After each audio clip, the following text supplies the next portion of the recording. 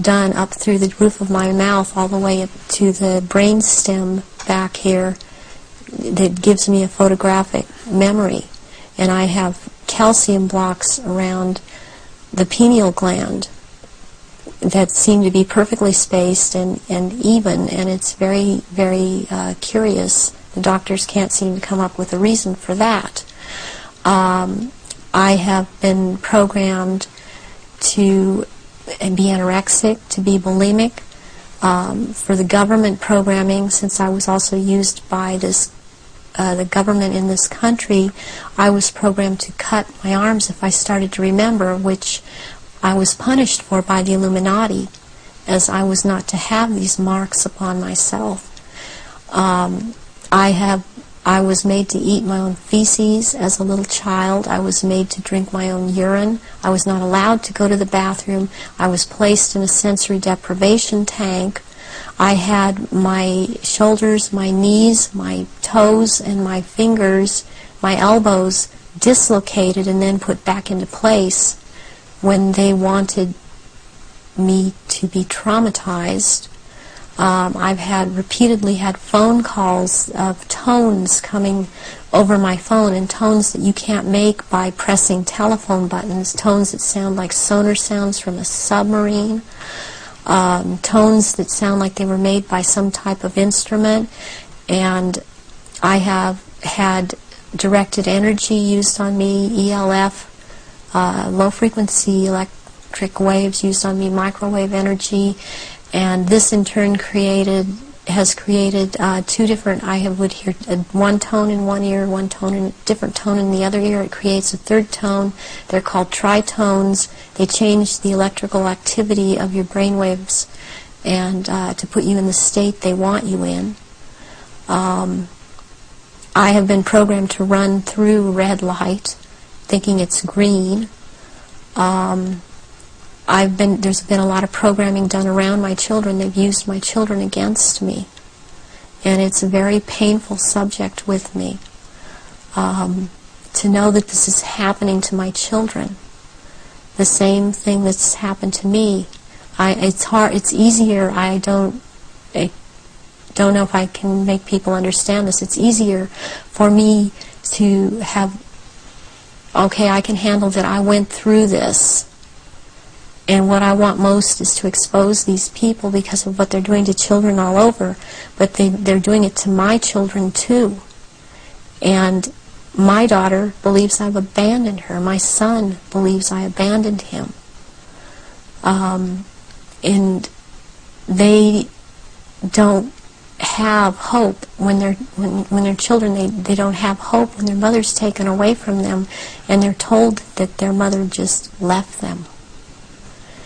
So this is a cycle that goes on with thousands and thousands of survivors, not just myself.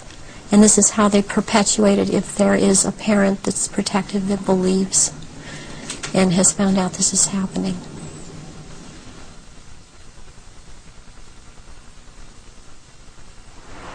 The astonishing revelations of Arizona Wilder, a very, very brave lady who's chosen to stand up and be counted. And only by enough people doing that is this nonsense and this manipulation going to be brought to an end, as it is in the next few years.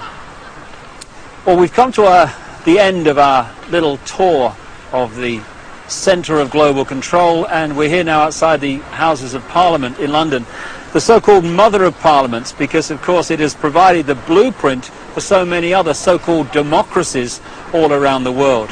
When in fact it's just another vehicle for the one-party state that is relentlessly turning out legislation advancing this global centralization agenda.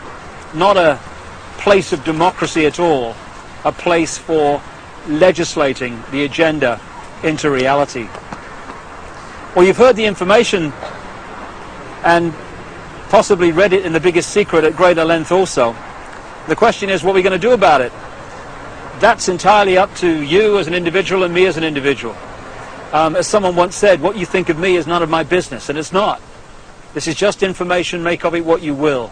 But what we make of it and what we decide to do in the light of this knowledge, will decide the kind of world that we and our children are going to live in the next few years and beyond.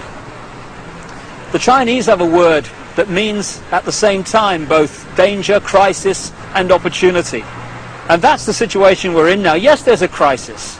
Yes, there's a danger of this global fascist state becoming reality, but it's also an opportunity to wake up and make the change that will turn this planet from a prison into the paradise it once was and the paradise it will become again. And that is about choice. Choosing what we do as a result of what we know. And I quote in my books a number of times an American comedian called Bill Hicks, a genius in his way, very angry man, but a very brilliant man, a very profound man. And he described life in this way. He said, life's like a ride in an amusement park. And when you go on it, you think it's real, because that's how powerful our minds are. The ride goes up and down, round and round. It has thrills and chills, and it's very brightly colored, and it's very loud, and it's fun for a while. Some have been on the ride for a long time, and they remember, and they come back to us and they say, hey, don't be afraid ever, because this is just a ride. And we kill those people. Shut him up. I've got a lot invested in this ride. Shut him up. Look at my furrows of worry and my family and my big bank account. This has to be real. It's just a ride. But we always kill those good guys who try to tell us that and let the demons run amok. But it doesn't matter, because it's just a ride. And we can change it anytime we want. In other words, it's just a reflection of our own attitudes. And to change, as Bill Hicks said, doesn't need big bank accounts. It just means a choice right now between fear and love. Fear is the four-letter word that has controlled this planet and this human race for thousands of years. Love is the word that will set us free. And that's the choice we face now. And the world that those two choices will create will be so different as to be unexplainable. The chasm between the two. A prison or a paradise. I just want to say one other thing before we finish this video. I don't want to demonize the reptilian race, because it's just a genetic stream in the great forever. I'm talking about a small number of this reptilian race that is behind this manipulation, not the race in general. And indeed, many of the reptilian stream, both in physical bodies and in other dimensions, are working now to help humanity win their freedom, win our freedom back. And I'd like to thank once again also Arizona Wilder for having the guts to stand up and speak her truth. And if enough people do that, then this house of cards, because that's all it is in the end, is going to fall.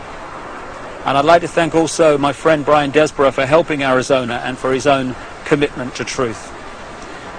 We're now at the crossroads of the evolution of the human race, or a crossroads anyway. And the good news is this: there is a global awakening going on. I've spoken in something like 20 countries in the last 18 months. People are waking up. They're asking questions. They're seeing themselves and the world in a different light. And this is going to gather pace and is gathering pace all the time.